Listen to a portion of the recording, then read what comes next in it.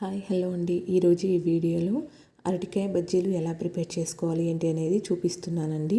ఎటువంటి వంట సోడాలు ఈనోలు వాడుకోకుండా ఇలా ఎలా ప్రిపేర్ చేసుకోవాలి ఏంటి అనేది చూద్దాము. చాలా బాగుంటాయి టేస్ట్ అనేది కూడా. ముందుగా నేను ఇక్కడ ఒక బౌల్ తీసుకొని దాంట్లోకి 1 కప్పు వరకు శనగపిండి, అలాగే 1/2 కప్పు వరకు బియ్యపిండి అనేది వేసుకుంటున్నాను. బియ్యపిండి వేసుకోవడం వల్ల మంచిగా క్రిస్పీగా వస్తాయి బజ్జీలు అనేవి. అలాగే ఒక చిన్న స్పూన్తో వామ్ అనేది ఇలా అరచేతిలోకి తీసుకొని ఇలా క్రష్ చేస్తూ దాంట్లో వేసేసుకోవాలి. అలాగే ఇక్కడ నేను 1 స్పూన్ వరకు సాల్ట్, అంటే మీ టేస్ట్కి తగినంత వేసుకుంటే సరిపోతుంది. కావాలి అంటే దీంట్లోకి మిరియాల పొడి కూడా వేసుకోవచ్చండి. ఇలా వేసేసుకొని కలుపుకోవాలి అంతా బాగా కలిసేలాగా.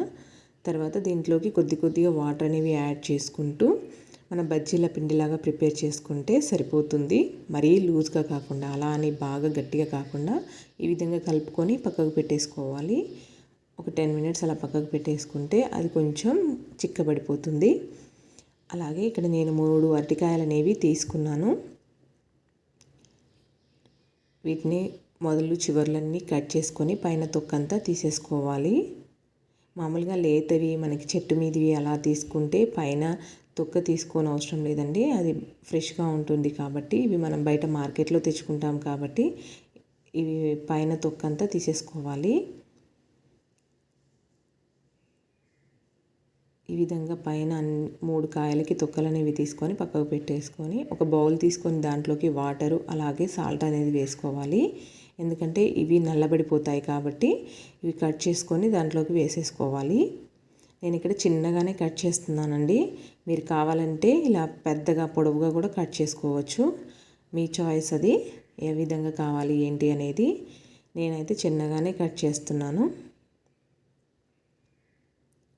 ఈ విధంగా చిన్నగా కట్ చేసేసి ఈ ఉప్పు వేసుకున్న వాటర్లో వేసుకొని మనం బజ్జీలు వేసుకునే ముందర అందులో నుంచి మంచిగా ఇలా వాష్ చేసుకుంటూ తీసేసి వాటర్ అనేవి ఏమి లేకుండా ఒక ప్లేట్లోకి వేసేసుకోవాలి. ఇలా స్టవ్ పైన వేడిగా కాగుతున్న ఆయిల్లోకి ఇలా పిండిలోకి ముంచుకుంటూ వేసేసుకోవాలండి ఒక్కొక్క అరటికాయ ముక్కని. మనకి వంట సోడా ఏమీ వేయకున్నా కూడా ఆయిల్ హీట్ ఎక్కినా మన పిండి కూడా పర్ఫెక్ట్గా కలుపుకున్నా ఇవి ప్లఫీగానే వస్తాయి. బజ్జీలు అనేవి మంచిగా ఉబ్బి ప్లఫీగానే వస్తాయండి. మనం ఆయిల్కి సరిపడన్ని వేసేసుకొని అవన్నీ పైకి తేలిన తర్వాత సెకండ్ వైపుకి టర్న్ చేసుకోవాలి.